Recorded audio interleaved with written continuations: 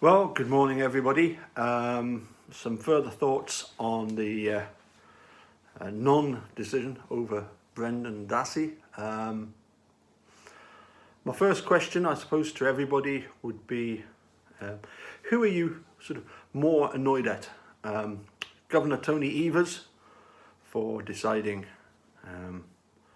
that Brendan isn't eligible for parole, or was it him that decided that, or was it simply a case of he passed the situation onto the parole board? So are we more annoyed at Tony Evers for not considering Brendan's case, or SCOTUS? For me, I thought the decision by SCOTUS not to take on Brendan's case was very cowardly, and would have been a good opportunity to have addressed the whole matter of coerced confessions, particularly amongst people such as Brendan Dassey, who might have been 16 at the time, but was very much of a less mature age in terms of mental capabilities. Now,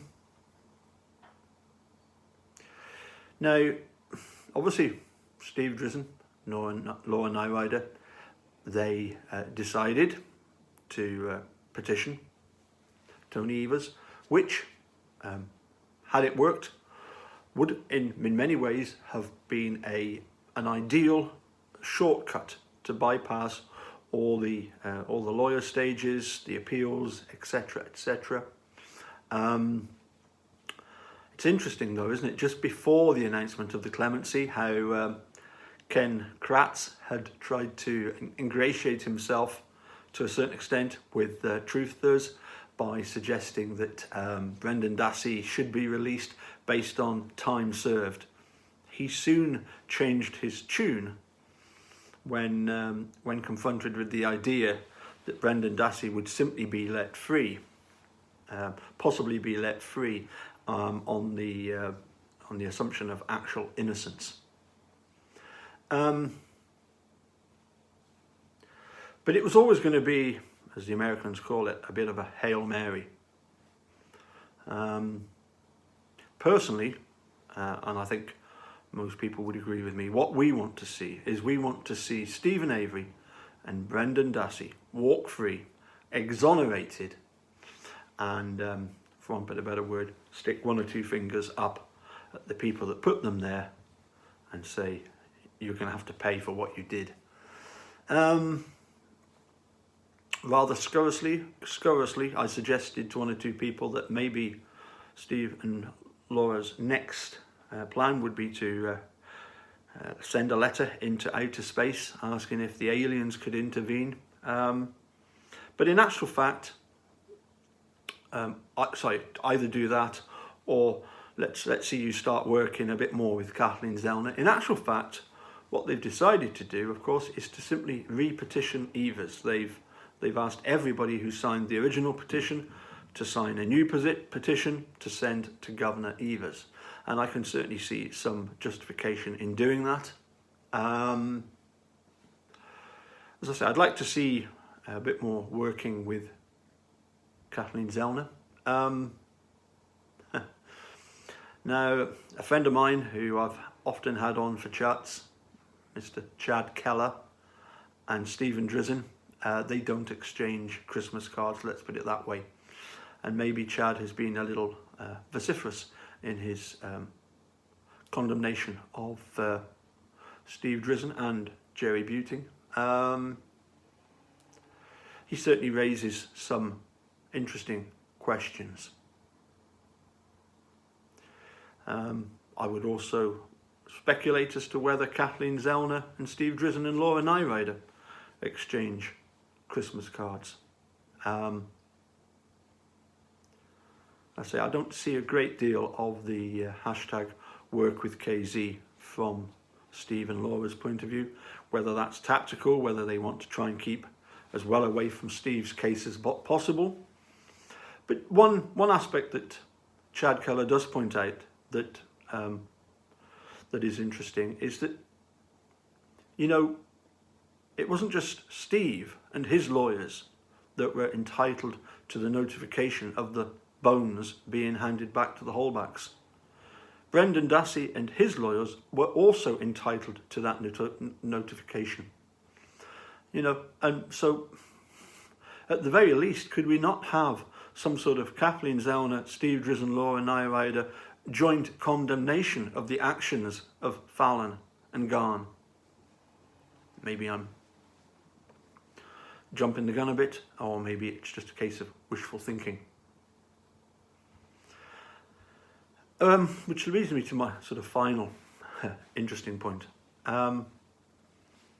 The guilter, Woody Woodpecker Woody, or is it Mike Holbach?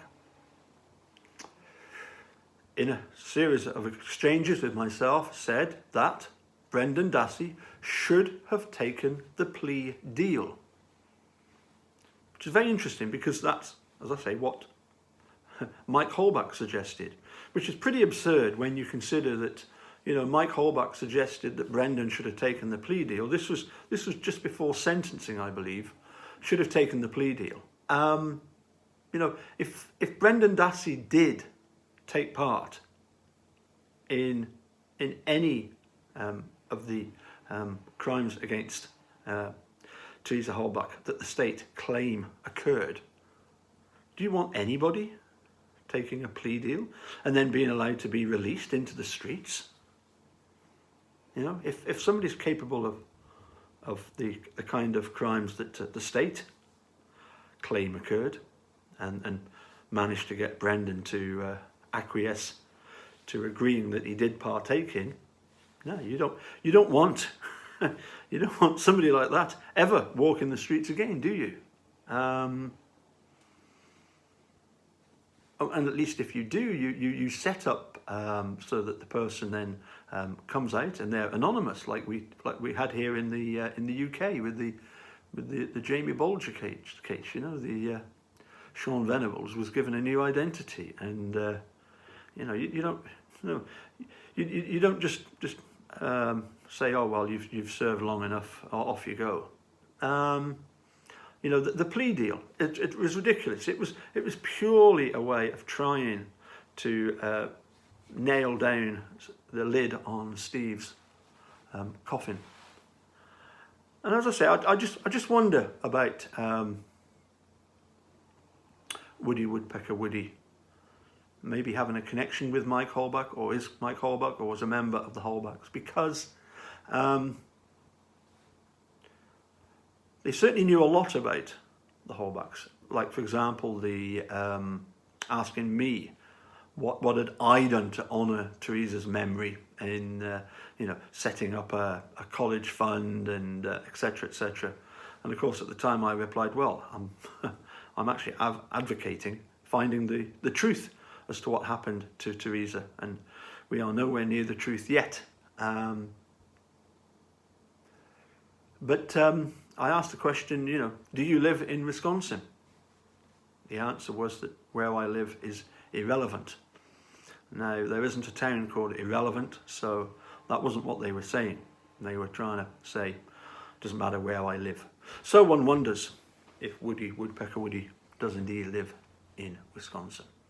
And in this exchange of comments, I pointed out, you know, why did Governor Evers take so long to consider?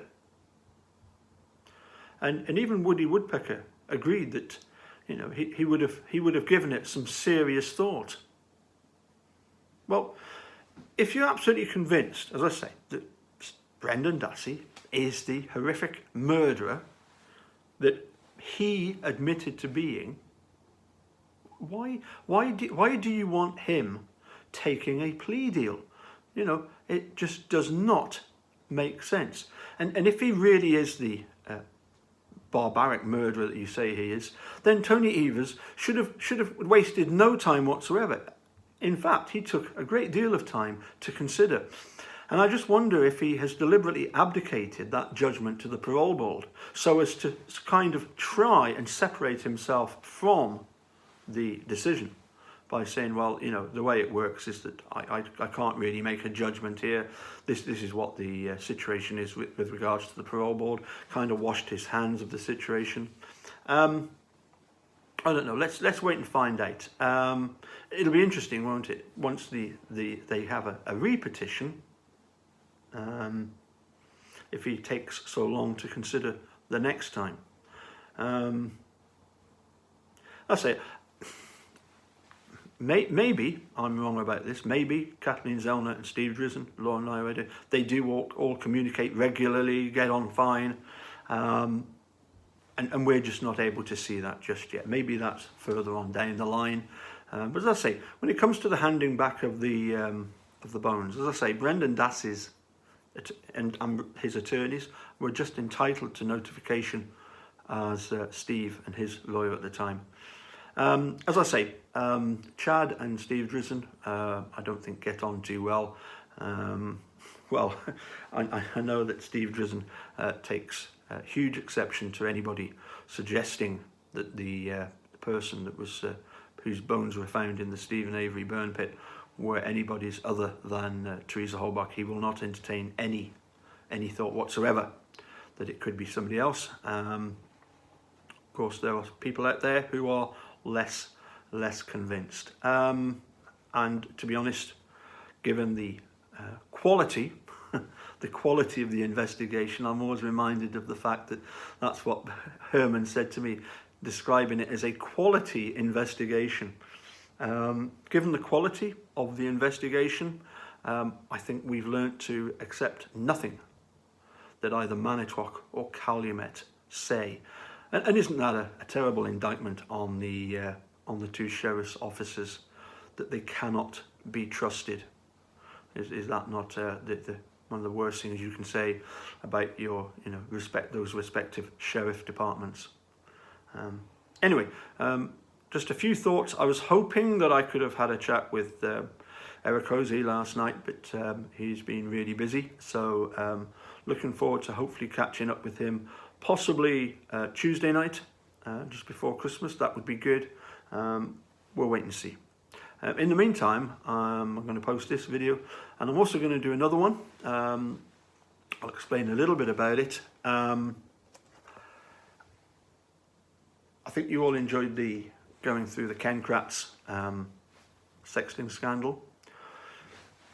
In this next series, I'm going to look and go through the whole of the decision by Judge William Duffin. I think it's quite important to consider what he had to say on the issue back in 2016, particularly when you consider that he was the first neutral person to look at Brendan Dassey's case and to consider, what really was going on with the interrogation, the investigation, and everything. So we're going to break it up into quite a few parts. There's 91 pages apparently to this decision. So anyway, we'll catch you again very, very shortly, straight after this one. Bye for now.